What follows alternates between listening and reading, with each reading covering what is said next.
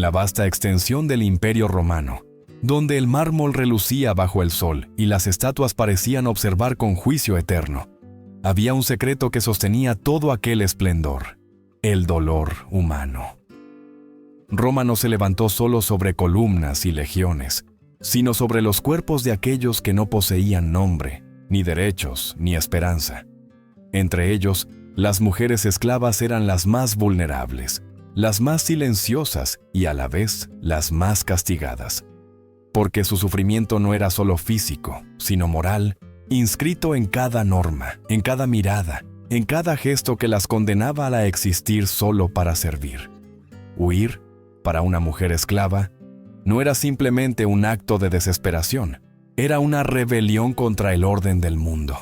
Escapar significaba desafiar la ley del amo, la costumbre del pueblo y la autoridad de los dioses que, según los romanos, habían otorgado a unos el derecho de mandar y a otros el deber de obedecer. La fuga era, en esencia, un sacrilegio. Por eso, cuando una mujer se atrevía a romper sus cadenas y correr hacia la oscuridad, el imperio entero la perseguía, no solo para atraparla, sino para convertir su cuerpo en un recordatorio eterno del castigo que esperaba a los que soñaban con libertad. En las calles empedradas de Roma, bajo la sombra de los templos, el poder se manifestaba no solo en la arquitectura, sino en el miedo. El miedo era la verdadera muralla que sostenía al imperio. Miedo a los látigos, miedo al hierro ardiente, miedo a la humillación pública y, sobre todo, miedo a desaparecer sin dejar huella. Roma sabía que no bastaba con someter el cuerpo de los esclavos. Debía dominar también su voluntad, su mente, su silencio. Por eso, el castigo no terminaba con el dolor, comenzaba con él. Las leyes romanas no distinguían entre hombres y mujeres en la aplicación de la crueldad, pero la sociedad sí lo hacía. A los hombres esclavos se los castigaba por desobedecer, a las mujeres por existir fuera del molde que el poder les había impuesto. Una mujer que huía no solo desafiaba a su amo, sino a toda una concepción de pureza, decoro y sumisión que definía su lugar en el mundo. Su cuerpo, visto como propiedad y símbolo de obediencia, se transformaba en un campo de batalla donde Roma imponía su autoridad. En ese contexto, la huida se convertía en una tragedia sin salida.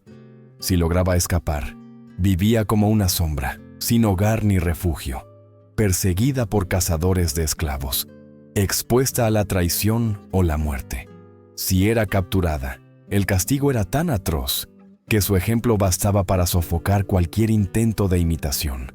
Las marcas del fuego, las cadenas en la puerta, los rugidos del Coliseo, los golpes del látigo o la oscuridad eterna de las minas. Cada castigo era una lección pública, un espectáculo de terror cuidadosamente diseñado para sostener el orden. Roma no temía la fuga, temía el ejemplo. Una sola mujer que se atreviera a correr hacia la libertad podía despertar la duda en miles de corazones encadenados. Y en un imperio construido sobre la obediencia, la duda era el enemigo más peligroso. Por eso los castigos no solo eran brutales, sino teatrales. Convertían el dolor en advertencia, la sangre en espectáculo y la muerte en pedagogía. Sin embargo, entre los gritos, las cicatrices y el silencio impuesto, quedaba una verdad imposible de borrar. La libertad no podía ser destruida, solo aplazada. Cada esclava castigada, cada marca en la piel, cada hueso enterrado en las minas, era una prueba de que incluso el poder más absoluto teme a quienes no se resignan. Y así comienza esta historia. La historia de las mujeres que intentaron escapar y de los castigos que Roma inventó para asegurarse de que nadie más lo hiciera. No son solo relatos de tortura, son el reflejo de un imperio que temía más a la voluntad que a la espada. Porque, en el fondo, Roma sabía que no se puede gobernar un alma que ha decidido ser libre. Cuando el sol romano comenzaba a calentar las piedras del foro y las sombras aún se aferraban a las columnas, el sonido del hierro al rojo vivo cortaba el aire como un presagio. No era el eco de una forja cualquiera. Era el preludio del castigo más temido por las mujeres esclavas que habían intentado huir. En Roma, el fuego no solo purificaba, también condenaba. El hierro ardiente no era un simple instrumento de justicia, sino una herramienta de control, un sello de propiedad y vergüenza que el poder usaba para dejar su huella sobre la carne humana. En los registros jurídicos del imperio, este castigo estaba detallado con una frialdad burocrática. El marcado con hierro candente debía realizarse en la frente, visible para todos, e incluir las letras FBG, abreviatura de fugitiva. A veces, la inscripción era más larga y cruel. Teneo te fugitiv, te retengo, fugitiva. Cada palabra grabada en la piel era un grito silenciado, una sentencia perpetua que transformaba a la mujer en un símbolo viviente del miedo. El proceso comenzaba con el ritual de la humillación. La esclava era llevada al centro del atrio o a la plaza pública, escoltada por guardias y observada por los ciudadanos. El hierro, calentado hasta tornarse blanco, brillaba en las manos del ejecutor. No había misericordia, ni palabras de consuelo, solo el murmullo del pueblo y el olor espeso del aceite y la carne. A veces, los niños eran llevados por sus padres para presenciar la escena. Roma entendía el castigo como una lección y la vergüenza como una escuela. El momento del contacto era breve, pero eterno. La piel chispeaba, el aire se llenaba de humo, y el grito, ahogado o desgarrador, quedaba suspendido en el aire, como si el dolor fuera capaz de detener el tiempo. Después del hierro venía el silencio. Un silencio pesado, denso, en el que todos comprendían que lo que habían visto no era solo un castigo, sino un mensaje.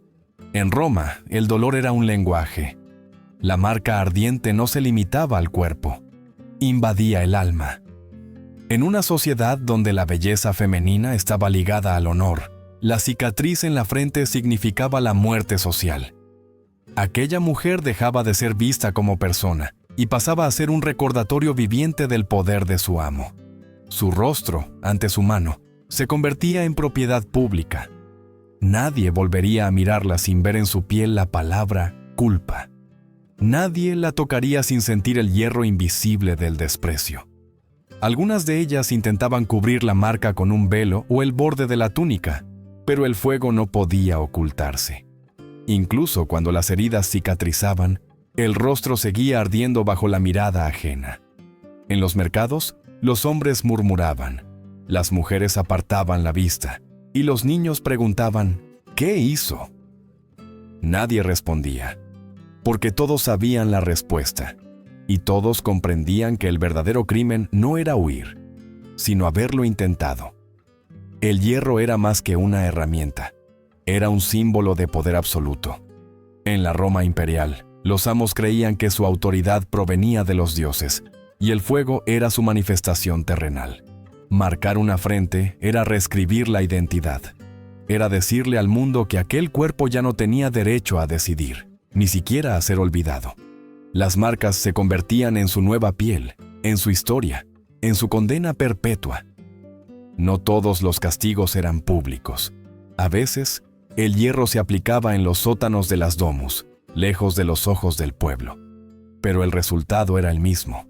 Un alma quebrada y una cicatriz que hablaba incluso cuando la víctima callaba.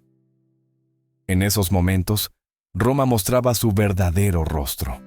No el de los templos o los senadores, sino el de la tiranía doméstica, la violencia que se ejercía sin testigos. Las crónicas cuentan que algunos amos disfrutaban prolongando el tormento, no por justicia, sino por placer. Mandaban repetir el proceso en las mejillas o en los brazos, como si el cuerpo fuera un pergamino en el que escribir la obediencia. La mujer, sujetada por los guardias, apenas podía moverse. Algunos decían que, antes del golpe final, los verdugos murmuraban una frase ritual: que el fuego te devuelva al orden. En esa frase se resume toda la lógica del imperio. El fuego no castigaba el crimen, castigaba la rebeldía. No se trataba de justicia, sino de miedo. Porque en cada marca, Roma buscaba algo más que el dolor. Buscaba perpetuar la obediencia. El hierro ardiente era la herramienta con la que el poder tatuaba su autoridad sobre la carne de los débiles. Y sin embargo, por más que el fuego intentara borrar el espíritu, no podía apagar la chispa de la libertad. Algunas de aquellas mujeres, incluso marcadas, volvieron a huir. Con la cicatriz aún fresca, se internaron en los bosques, se unieron a bandas de fugitivos o buscaron refugio entre los pobres de las afueras. A veces eran capturadas, otras desaparecían para siempre. Pero su sola existencia demostraba que ni el hierro ni el miedo podían domesticar completamente el alma humana. Así, cada marca en la frente se convertía paradójicamente en una antorcha, un signo de la crueldad del poder, pero también de la persistencia del deseo de libertad. Roma quería borrar sus nombres, pero en su intento los grabó para siempre en la memoria del tiempo. Porque cuando el fuego se apagaba y el humo se disipaba, quedaba la verdad que ningún imperio podía destruir. El poder más grande no es el de quien castiga, sino el de quien, aún marcado, sigue soñando con escapar. El amanecer en Roma traía consigo un espectáculo tan silencioso como cruel. En muchas casas de patricios y magistrados, frente a los portones de mármol o madera tallada, había cuerpos encadenados. Eran mujeres, mujeres que habían huido, mujeres que habían desafiado a su amo o simplemente habían sido acusadas de pensarlo. Sus cuerpos, cubiertos por túnicas rasgadas y polvo, formaban parte del paisaje cotidiano. El castigo tenía un nombre: Ad Ianuam, en la puerta. No era una ejecución, sino algo más duradero, más calculado, una humillación pública convertida en lección. El umbral, en la mentalidad romana, era un espacio sagrado. Representaba la frontera entre el orden y el caos, entre el poder del amo y la libertad del mundo exterior. Por eso, atar a una esclava fugitiva en ese lugar no era casualidad. Significaba exponer su desobediencia al juicio de todos, y al mismo tiempo recordarle a quien entraba o salía cuál era su lugar en la jerarquía divina del imperio. El cuerpo femenino, encadenado ante la puerta, se transformaba en una extensión de la casa, una estatua de carne que proclamaba la autoridad del amo, mejor que cualquier inscripción de piedra. Las cadenas eran gruesas, frías, pesadas. A veces se fijaban al cuello, otras a las muñecas o los tobillos. Durante horas, a menudo días, las mujeres permanecían allí, bajo el sol abrasador o la lluvia persistente. No se les permitía comer ni descansar. Dormían sentadas, con la espalda apoyada contra la puerta que ya no podían cruzar. Los vecinos pasaban frente a ellas sin decir palabra. Algunos desviaban la mirada, otros se detenían a observar, como si la vergüenza ajena fuera un entretenimiento más del día. En Roma, el sufrimiento ajeno era una forma de reafirmar el orden. Los niños, curiosos y crueles, solían acercarse a las mujeres encadenadas para insultarlas o lanzarles migajas de pan. Las madres los apartaban con un gesto severo, no por compasión, sino por temor. Porque mirar demasiado tiempo a una esclava castigada era arriesgarse a compartir su suerte. El miedo era un lenguaje que todos comprendían y que nadie se atrevía a cuestionar. A medida que el día avanzaba, el calor hacía que el hierro se calentara, que las marcas del fuego aún frescas volvieran a arder. El polvo se pegaba a la piel sudorosa, las moscas se posaban en las heridas, y el tiempo se volvía un enemigo invisible. No había gritos. Roma no toleraba el ruido del sufrimiento, prefería el silencio. Un silencio espeso, denso, en el que la víctima respiraba despacio, esperando que la noche trajera el olvido. Pero en la oscuridad, el miedo se hacía más profundo. Algunos textos antiguos, como los de Plauto o Séneca, mencionan estas escenas con indiferencia. Los escritores no las describen con horror, sino con familiaridad. Para ellos, era un recordatorio de que la disciplina mantenía el orden y que la desobediencia merecía exposición. Esa normalidad era la verdadera monstruosidad de Roma, la capacidad de transformar la humillación en costumbre. En ocasiones, los amos más crueles ordenaban que las mujeres encadenadas sostuvieran carteles o tablillas con inscripciones: fugitiva castigada por traición, ejemplo para las demás, o simplemente propiedad de Marcus Aelius. Así, el cuerpo femenino no solo era castigado, se convertía en anuncio. La carne, reducida a mensaje, reemplazaba la voz. Roma no necesitaba palabras cuando el dolor podía hablar por sí mismo. Los arqueólogos, siglos después, encontraron grilletes corroídos por el óxido junto a los restos de antiguas villas. Algunos aún conservaban fragmentos de hueso humano incrustados en el metal. No hay poesía en esos hallazgos, solo una verdad silenciosa. El castigo a Adianuam no era un mito, sino una práctica extendida, institucionalizada y casi invisible para la moral de su tiempo. Pero más allá del dolor físico, el tormento más cruel era el psicológico. Las mujeres sabían que todos las veían, pero nadie las miraba realmente. El desprecio de la multitud era una herida más profunda que cualquier hierro. Convertidas en advertencia viviente, su existencia se reducía a una sola función: recordar a otros esclavos lo que ocurría cuando la obediencia fallaba. La vergüenza reemplazaba la vida, la humillación, la memoria. Y sin embargo, incluso en medio de esa desolación, algunas conservaban un brillo de resistencia. En los relatos orales de la plebe, se decía que había esclavas que, encadenadas, murmuraban oraciones a dioses olvidados, invocaban nombres prohibidos o prometían regresar en sueños para atormentar a sus amos. Roma las consideraba locas, pero quizás no lo eran. Tal vez, en ese susurro final, se escondía la única libertad que el imperio no podía arrebatarles: la esperanza de ser recordadas. Cuando finalmente el castigo terminaba, no había redención. Las cadenas eran retiradas, pero las mujeres seguían prisioneras de la vergüenza. Sus cuerpos, debilitados, eran devueltos al trabajo o vendidos a otros amos. En los mercados, los compradores examinaban sus cicatrices como quien evalúa un objeto usado. Algunos se negaban a adquirirlas. Decían que las esclavas marcadas traían mala suerte. Otros las compraban precisamente por eso, porque sabían que el miedo las haría obedecer. El castigo a Adianuam era la representación más perfecta del poder romano. No necesitaba derramar sangre para matar el alma. Convertía la humillación en estructura, la obediencia en religión, el cuerpo en piedra.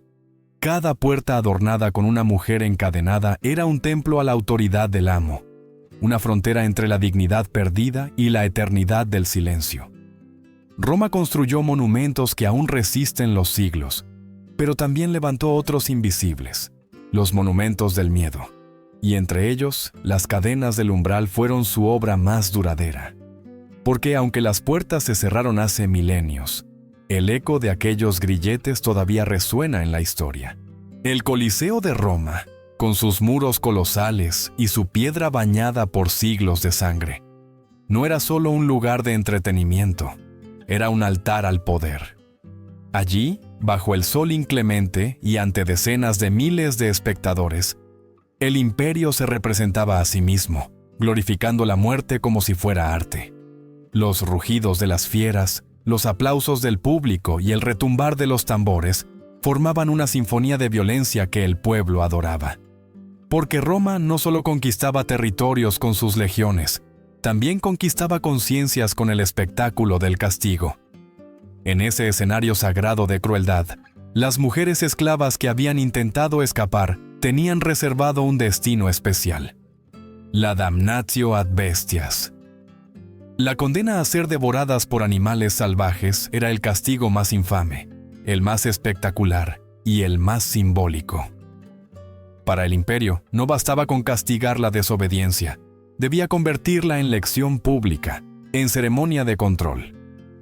La fuga de una esclava no era una simple transgresión, sino una ofensa contra la jerarquía misma que sostenía la civilización romana. Y Roma respondía no con justicia, sino con espectáculo. Los días de ejecución eran esperados con impaciencia. Desde la madrugada, los ciudadanos se agolpaban en las entradas del anfiteatro, llevando consigo pan, vino y una curiosidad morbosa. El olor del hierro, la sangre y el sudor se mezclaban con los aromas de los mercados cercanos. Los pregoneros anunciaban los nombres de los condenados, aunque las mujeres rara vez eran mencionadas. No eran personas, solo cuerpos. Cuerpos ofrecidos al hambre de las fieras y al deleite del público. Cuando la puerta de los gladiadores se abría y las mujeres eran empujadas hacia la arena, un silencio espeso caía sobre las gradas. Iban vestidas con túnicas raídas o, en muchos casos, sin nada.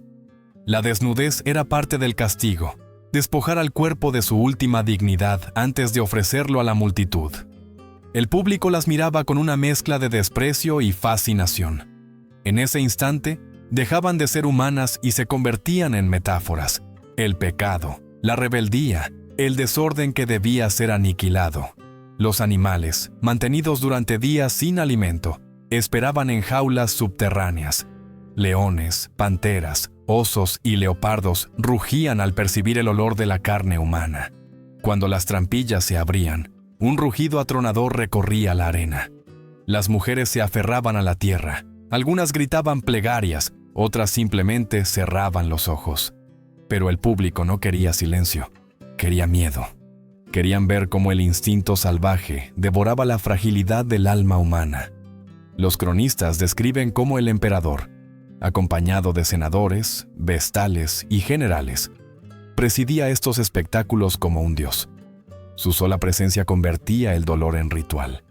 Al levantar la mano, daba inicio a la caza. Al bajarla, decretaba el final.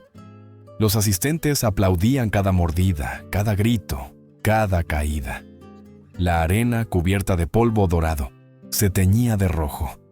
Las risas se mezclaban con los rugidos, y el olor del miedo impregnaba el aire. A veces, los organizadores añadían teatralidad al horror.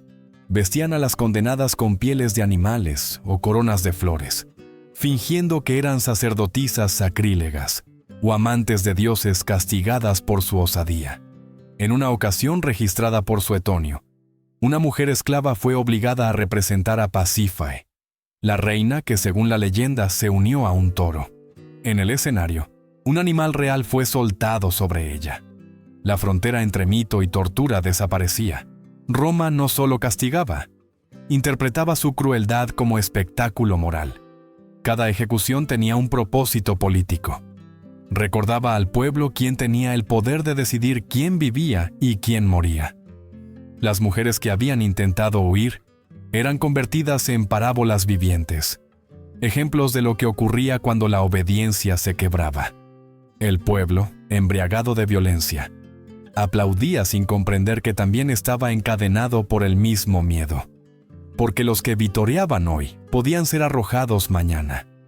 Roma mantenía el orden a través de la costumbre del horror. Después de la muerte, los cuerpos de las esclavas no recibían sepultura. Eran arrastrados fuera del Coliseo, arrojados en fosas comunes o utilizados como alimento para los perros de las patrullas. No quedaban nombres, solo el eco de los gritos, perdidos entre los muros de piedra. Sin embargo, cada gota de sangre absorbida por la arena dejaba una huella más duradera que los triunfos del imperio. Porque aunque Roma pretendía borrar su memoria, la brutalidad de su espectáculo quedó grabada en la historia. Y aún así, incluso en los últimos instantes, hubo gestos de humanidad. Algunos testigos relataron cómo ciertas mujeres, al ver acercarse a las fieras, se mantenían erguidas, sin huir. Miraban al público, desafiantes, como si en esa mirada se escondiera una victoria secreta. No podían ganar, pero podían negar al imperio su placer más grande, el de verlas suplicar. La muerte en la arena no era solo el final de una vida, sino el punto culminante de una ideología, el poder absoluto disfrazado de justicia. Roma había hecho del dolor un espectáculo, del castigo una celebración y del sufrimiento ajeno un espejo en el que la multitud veía reflejada su obediencia. Hoy, los turistas pasean por las ruinas del Coliseo sin oír los ecos del pasado. Pero si uno se detiene en silencio, puede imaginar el rugido del público, el golpe de las puertas, el chillido del metal, el latido del miedo. Cada piedra está impregnada de esa historia invisible, la de las voces que Roma quiso callar para siempre. Porque el Coliseo no fue solo un monumento a la gloria, fue un monumento al miedo. Un teatro donde el imperio enseñaba su lección más perversa, que la crueldad, cuando se viste de espectáculo, puede volverse aceptable. Y así, las mujeres que murieron allí no fueron solo víctimas, sino espejos del alma romana. En su silencio quedó escrita una verdad que atraviesa los siglos. Ningún poder que se alimenta de la humillación sobrevive al juicio del tiempo. Si el fuego marcaba el cuerpo y el Coliseo lo destruía, el látigo era el instrumento que lo domaba. En Roma, el flagrum no era solo una herramienta de castigo, sino una extensión de la voluntad del amo, la voz del poder hecha cuerda y acero. Cada golpe era un recordatorio de jerarquía, una palabra sin idioma que enseñaba obediencia mejor que cualquier ley escrita. El sonido del látigo era parte del paisaje romano, tan común como el martillo del herrero o la rueda del carro. Se oía en los mercados, en las villas, en los talleres, un chasquido, un grito, un silencio, y luego, de nuevo, el chasquido. El látigo romano no era un simple trozo de cuero, estaba diseñado para desgarrar. El flagrum taxillatum, usado contra los esclavos, tenía varias puntas terminadas en nudos metálicos o fragmentos de hueso. Cada golpe abría la carne, arrancaba piel y dejaba huellas permanentes. A menudo, antes del castigo, el cuerpo del esclavo era untado con aceite para que la sangre brotara con más facilidad. No había límite legal para el número de golpes, solo el cansancio del verdugo o la muerte del castigado. Para las mujeres, el látigo tenía un doble propósito: castigar y humillar. Los amos sabían que el dolor físico no era suficiente. Querían quebrar la dignidad. Por eso, los azotes se ejecutaban a menudo en público, frente a otros esclavos o frente a los hijos del amo, para que aprendieran desde jóvenes el poder del miedo. Las túnicas eran rasgadas, los cuerpos expuestos, las lágrimas ignoradas. La piel se convertía en un mapa de cicatrices donde se podía leer toda una vida de sometimiento. En los tratados jurídicos, el castigo corporal era descrito con precisión.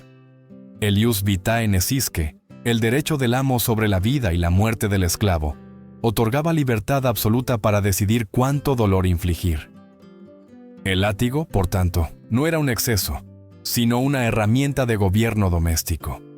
Roma veía la violencia como una forma de disciplina y el dolor como una corrección necesaria.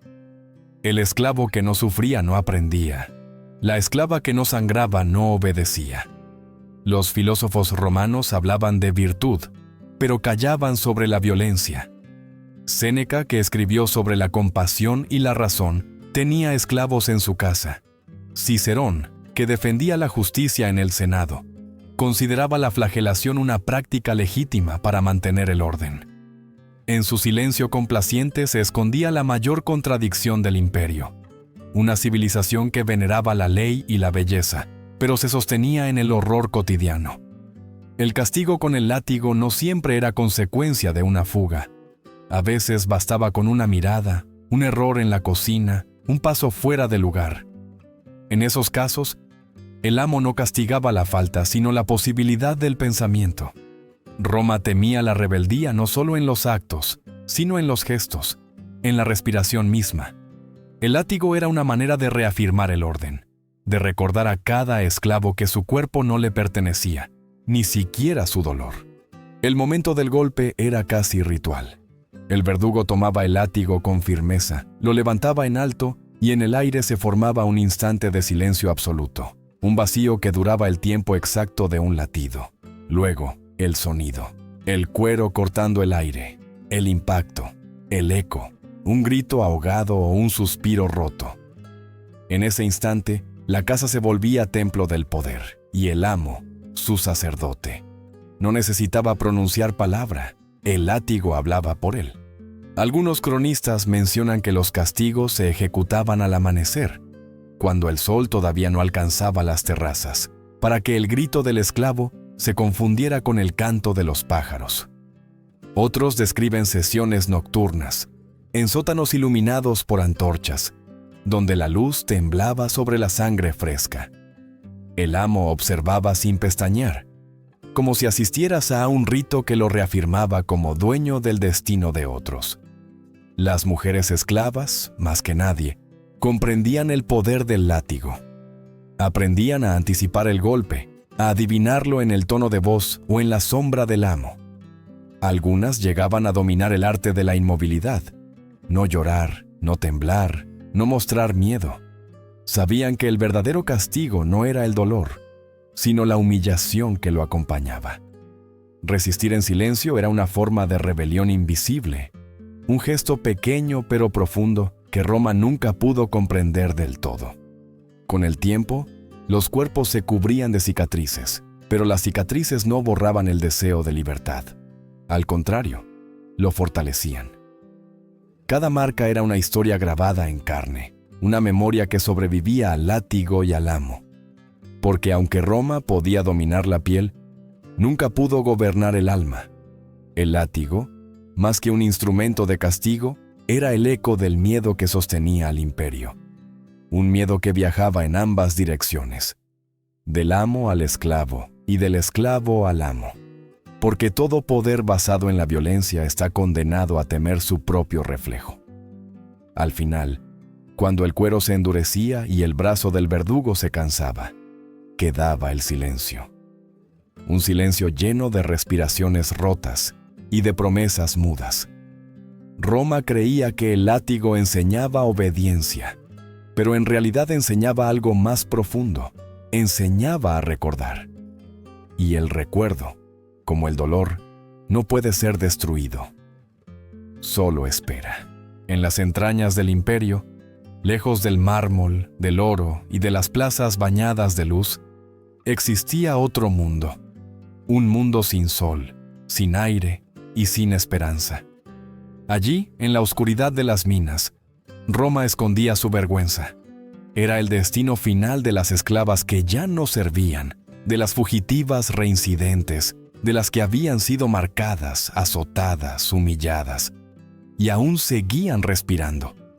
Si el hierro ardiente era la marca del castigo y el látigo su lenguaje, las minas eran el olvido. El castigo definitivo, la condena a desaparecer. Las minas del imperio se extendían por las provincias más remotas, en Hispania, en Dacia, en Sicilia, en el norte de África. Bajo montañas y llanuras, miles de esclavos y esclavas trabajaban día y noche, extraían plata, plomo, hierro o sal, y morían sin nombre. Las mujeres, en particular, sufrían un destino más cruel. No solo eran obligadas a trabajar hasta la extenuación, sino que también eran utilizadas por los capataces como instrumentos de placer o castigo. Allí abajo, no existía ley ni testigo, solo la voluntad del amo y el peso de la piedra. Los escritores romanos raramente mencionaban las minas. Era un tema incómodo, impropio de la grandeza imperial. Plinio el Viejo, en sus crónicas, las describe como lugares donde la vida humana se extingue antes que el mineral. Y tenía razón. Las galerías eran túneles angostos donde apenas cabía un cuerpo. Las paredes rezumaban humedad. El aire era espeso, envenenado por el polvo del metal y el humo de las antorchas. Las esclavas trabajaban encorvadas, golpeando la roca con martillos pesados hasta que los brazos no respondían. Los derrumbes eran frecuentes, las enfermedades inevitables. El día y la noche no existían, solo el turno del sufrimiento. Algunas esclavas pasaban años sin ver la luz del sol, otras morían en cuestión de semanas. El calor en verano y el frío en invierno transformaban los túneles en tumbas. Los cuerpos eran enterrados en el mismo lugar donde caían, cubiertos apenas por una capa de tierra. En ocasiones, los compañeros de trabajo los apilaban en un rincón y seguían golpeando la piedra, porque detenerse también era un crimen. Las mujeres embarazadas no recibían excepción. Se las obligaba a trabajar hasta el parto. Los niños nacían en la oscuridad, envueltos en polvo y miedo. Algunos sobrevivían unas horas, otros unos días. Ninguno veía el cielo. Los soldados y capataces llamaban a esos recién nacidos hijos del silencio, porque no lloraban. Habían aprendido el lenguaje de la muerte antes de nacer. Las madres, exhaustas, los enterraban con las manos desnudas y volvían al trabajo. Ningún dios las escuchaba allí. Las minas eran el infierno de Roma, pero un infierno necesario. De ellas salían los metales que alimentaban el lujo de los templos, las monedas del Senado y las armaduras de las legiones. Cada columna de mármol, cada estatua dorada, cada copa de plata que adornaba las cenas de los patricios llevaba el eco de un martillo y el suspiro de una esclava. Roma construía su gloria sobre la oscuridad. A veces, el silencio de las minas era roto por gritos. No de dolor, sino de rebelión. Hubo fugas, pequeñas revueltas, intentos desesperados de escapar hacia la superficie. Pero los túneles no ofrecían salida. Eran laberintos sin fin. Los soldados descendían con antorchas, sofocaban la insurrección y dejaban los cuerpos a la vista de todos, como advertencia. Los colgaban en la entrada de los túneles, ennegrecidos por el humo y el tiempo. Nadie decía una palabra. Solo el sonido del hierro seguía resonando, monótono, interminable. Entre los esclavos circulaban rumores. Se decía que en las noches sin luna, se escuchaban voces que cantaban desde lo profundo. Eran las mujeres muertas, decían, que seguían trabajando incluso después de la muerte, golpeando la piedra en busca de la libertad que nunca encontraron. Algunos aseguraban haber visto sombras moverse sin cuerpo, llevando antorchas invisibles. Las llamaban las que nunca salieron. Roma podía dominar la tierra, pero no los fantasmas que sembraba bajo ella. Los capataces, endurecidos por el poder, trataban a los trabajadores como animales. Si una esclava caía de agotamiento, la arrastraban por los cabellos hasta un rincón y la dejaban allí. Si se negaba a obedecer, el látigo volvía a cantar. El dolor era la única ley, y la muerte, el único descanso. Pero incluso en aquel infierno, había destellos de humanidad. Un pedazo de pan compartido, una canción murmurada en una lengua extranjera, una mano que ayudaba a levantar una piedra. Pequeños gestos de luz que el imperio nunca pudo apagar. Cuando los túneles colapsaban, el estruendo se oía hasta en la superficie. Los romanos, lejos de compadecerse, lo interpretaban como un signo de productividad. Más tierra removida, más metal extraído. Nadie excavaba para rescatar a los muertos. Era más fácil enviar nuevos esclavos que rescatar los cuerpos. Así, las minas se fueron llenando de esqueletos, de huesos entrelazados con el hierro.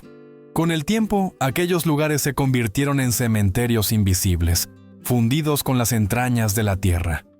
Años después, cuando el imperio empezó a decaer, las minas fueron abandonadas. Los túneles se derrumbaron, las entradas se cubrieron de polvo, y el silencio volvió a reinar. Pero bajo las ruinas, las huellas del sufrimiento seguían allí. Los arqueólogos modernos han encontrado utensilios, lámparas de aceite, fragmentos de huesos femeninos y restos de cadenas. Las marcas de las herramientas aún se pueden ver en las paredes, como un testimonio mudo del precio humano del esplendor romano. En la superficie, Roma celebraba su grandeza con desfiles y discursos. En el subsuelo, la oscuridad guardaba otro relato, el de las mujeres que murieron sin nombre, cuyo esfuerzo alimentó la riqueza del imperio, pero cuyo recuerdo fue condenado al silencio. Si las pirámides de Egipto fueron tumbas para los reyes, las minas de Roma fueron tumbas para los invisibles. Ningún monumento lleva sus nombres, ningún poeta escribió sus elegías, y sin embargo, sin ellas, Roma no habría existido. El historiador Tácito escribió una vez: el poder absoluto necesita de los infiernos que no se muestran. Las minas fueron ese infierno, un lugar donde Roma ocultó todo lo que su orgullo no podía admitir.